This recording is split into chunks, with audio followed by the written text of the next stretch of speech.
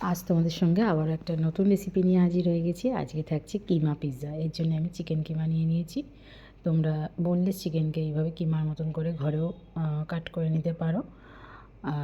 এবার এখানেতে আমি কিছু কিছু ইনগ্রিডিয়েন্টস দিয়ে দেবো, যেটা দিয়ে ম্যারিনেশনেতে থাকবে। এখানে 300 গ্রাম কিমা আছে, তার সঙ্গে আমি 2 চামচ রসুন বাটা দিচ্ছি, আর দিচ্ছি 1 চামচ আদা বাটা। তার সঙ্গে দেব পরিমাণ মতন নুন। তার মধ্যে আমি দিয়ে দেব টক দই। এটা দিয়ে কিন্তু এগুলো দিয়ে কিন্তু ম্যারিনেশনেতে থাকবে মোটামুটি 1 ঘন্টা এইরকম। এবার আমি এর মধ্যে দিয়েছি লঙ্কা গুঁড়ো,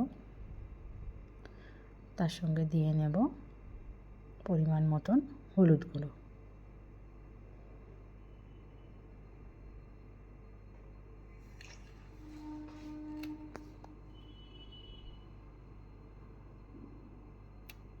এবার এগুলো নিয়ে ভালো করে আমি একদম মেখে নিচ্ছি।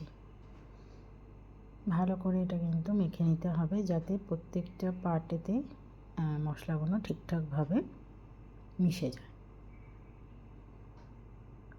এখানে একদম সুন্দর করে মিশিয়ে নিচ্ছি। তো এবার এটাকে আমি ম্যারিনেশনেতে রেখে দেবো 1 ঘন্টার জন্য। এবার আমি এখানেতে পিৎজার ডোটা তৈরি করব। এর জন্য আমি ময়দা নিয়ে নিয়েছি। ডোয়ের যে ময়দার পরিমাণটা তোমরা তোমাদের মতন নেবে, মানে যার যতগুলো পরিমাণে পিৎজা তৈরি করতে হবে সেই পরিমাণে নিতে হবে। আমি এখানে 400 গ্রামের মতন ময়দা নিয়েছিলাম। এবার এর মধ্যে আমি দিয়ে নিয়েছি নুন পরিমাণ মতো, আর আমুল স্প্রে দিয়ে নিয়েছি। এবার আমি এর মধ্যে দিয়েছি সামান্য পরিমাণে চিনি। এবার এতে আমি ইস্ট দেব। আমি প্রত্যেকবার অ্যাক্টিভ ইস্ট ইউজ করি। এবার এতে আমি ইনস্ট্যান্ট ড্রাই ইস্টটা ইউজ করেছি। ইনস্ট্যান্ট ড্রাই ইস্টটা ইউজ করলে যেটা হয়, যখনই ময়দাটা তোমরা মাখবে মোটামুটি তার মানে তার কিছুক্ষণের মধ্যে থেকেই তোমরা পিৎজাটা রেডি করতে পারবে। আর অ্যাক্টিভ ইস্টটা হলে টাইম পিরিয়ডটা বেশি লাগে। তো এটা আমি সরাসরি ময়দাতে ইনস্ট্যান্ট ইস্টটা মিশিয়ে দেওয়া যায়। তো আমি এখানেতে মোটামুটি 2 থেকে আড়াই চামচের মতন ইস্ট নিয়ে নিচ্ছি, একদম ছোটো চামচের। নিয়ে এটা ভালো করে আগে আমি ড্রাই ইনগ্রিডিয়েন্টসগুলো এর সঙ্গে ভালো করে মিশিয়ে নেব। দেখো এটা পরিষ্কারভাবে ভালোভাবে মিশিয়ে নিয়েছি। এবার আমি এর মধ্যে দিয়ে দেব রসুন বাটা। রসুন বাটাটা দিলে পিৎজার যে ডোটা তৈরি হয় তাতে একটা খুব সুন্দর মানে টেস্ট আসে, মানে ভীষণ একটা রিচ ফ্লেভার দেয়। এবার এর সঙ্গে আমি দিয়ে নেব অলিভ অয়েল। এখানে বলি, যদি কারো কাছে অলিভ অয়েল না থাকে সেক্ষেত্রে তোমরা সাদা তেল ইউজ করতে পারো, এতে ডোটা খুব নরম হয়। আচ্ছা, এখানেতে আমি অলিভ অয়েল ইউজ করে নিয়েছি। এবার এইটাকেও আমি দিয়ে নিচ্ছি বাটার। এর মধ্যে আমি বাটারটা দিয়ে নিচ্ছি। বাটারটা দিলে একটা খুব সুন্দর ফ্লেভার আসে। দিয়ে সমস্ত কিছু ভালোভাবে আমি যেরকম ময়ন দেয় ময়দায় সেইভাবে মেখে নিচ্ছি। এবার আমি এখানেতে ঈষদ উষ্ণ গরম জল দিয়ে ডোটাকে মাখবো। তোমাদের একদম ঠান্ডা জল বা নর্মাল জল না, একটু ঈষদ উষ্ণ গরম জল থাকবে।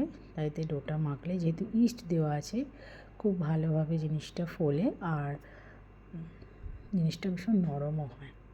তো চলো আমি এটা ভালো করে এইভাবে মেখে নিচ্ছি। এই পিৎজাটা একদম দোকানের মতন হবে। তোমরা যেরকম দোকানেতে কিমা পিৎজা খাও ঠিক সেরকমই হবে। এবার আমি একটা আলাদা পাত্রে কিছুটা তেল দিয়ে নিয়েছি, সাদা তেল। এখানে কিন্তু অন্য কোনো তেল ইউজ করবে না, কারণ সর্ষের তেল বা বাদাম তেলের নিজস্ব একটা স্মেল থাকে, তো সেটা খুব একটা ভালো লাগবে না। এখানে সাদা তেল নয়তো বা অলিভ অয়েল, কেননা পিৎজাতে অলিভ দেওয়া হয়, তো অলিভ অয়েলটাও চলে। তো এখানেতে আমি ডোটাকে এই যে পাত্রটা নিয়েছি তার মধ্যে একটু তেল দিয়ে, তেলটা ভালোভাবে ডো দিয়েই আবারও এদিক ওদিক করে মাখিয়ে নিয়ে এটা চাপা দিয়ে আমি এটা মোটামুটি আধ ঘন্টার জন্য রেখে দেব। অ্যাক্টিভ ইস্ট হলে কিন্তু এটা আধ ঘন্টা না অনেকটা বেশি টাইম লাগতো, প্রায়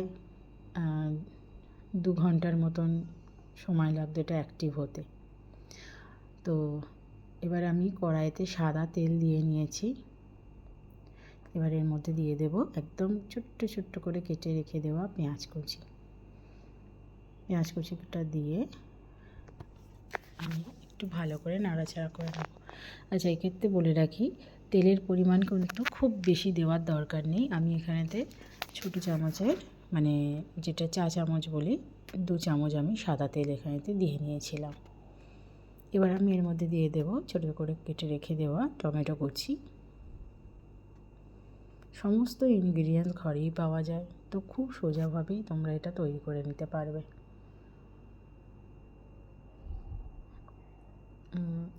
এবার এর মধ্যে আমি যে চিকেন কিমা যে ম্যারিনেশনটা করে রেখে দিয়েছিলাম সেটা দিয়ে নিচ্ছি। এবার এটা দেওয়ার পরে এটা একটু ভালোভাবে মিক্স করে নেব। আর গ্যাসের ফ্লেমটা কিন্তু একদম কি বলবো, লো টু মিডিয়াম থাকবে।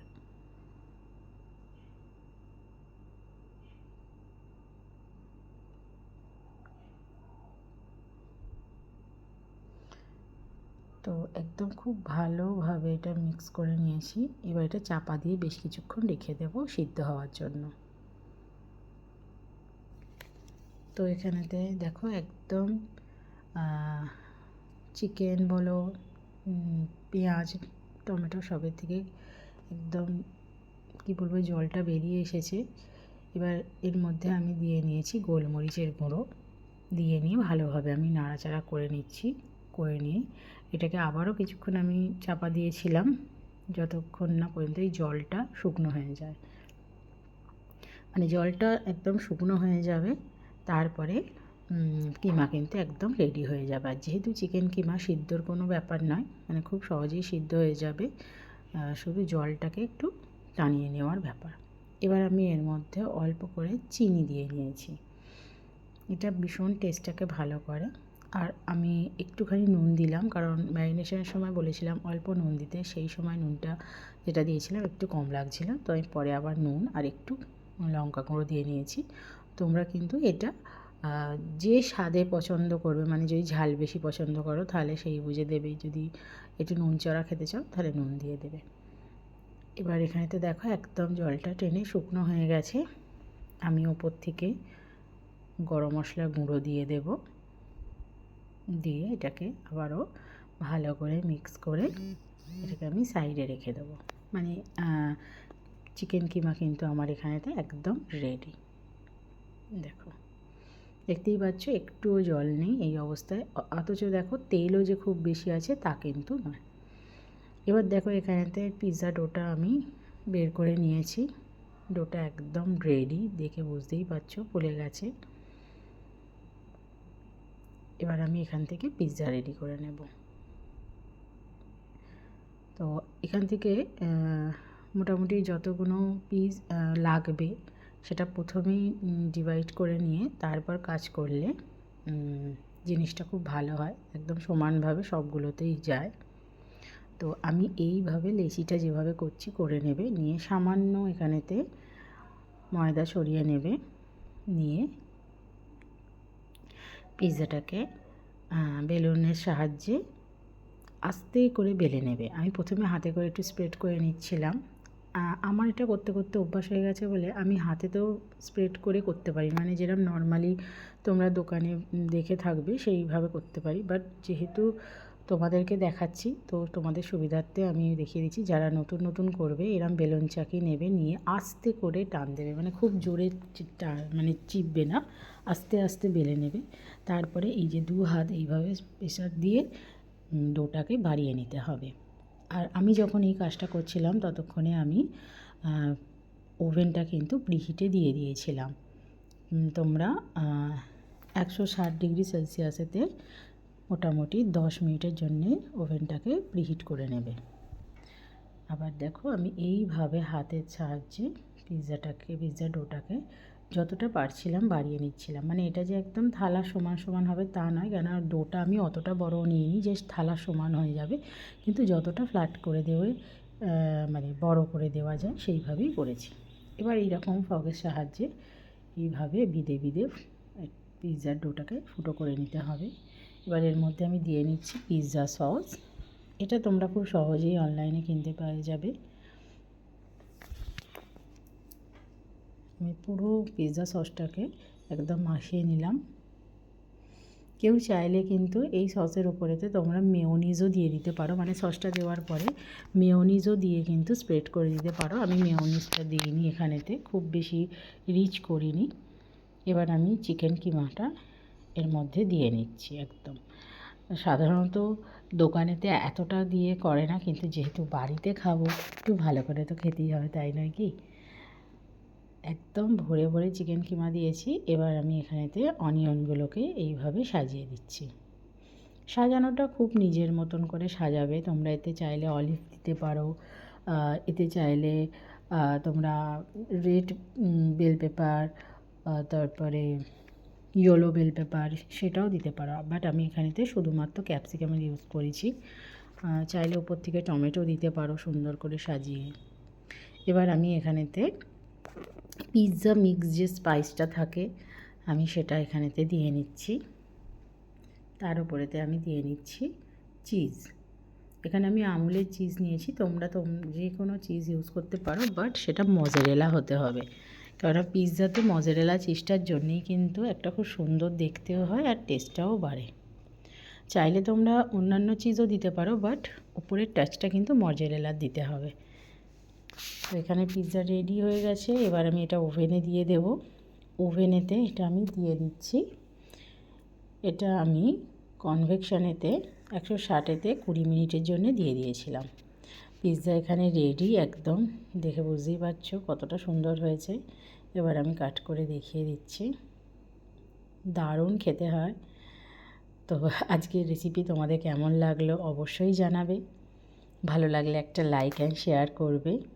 আর তোমরাও যদি রেসিপিটা দেখে বানিয়ে থাকো অবশ্যই কমেন্টে তার পিকচার দেবে। দেখো পিৎজা একদম রেডি। আর যারা যারা নতুন দেখছো অবশ্যই পেজটাকে ফলো করবে। দেখো একদম পিৎজা সুন্দরভাবে রেডি।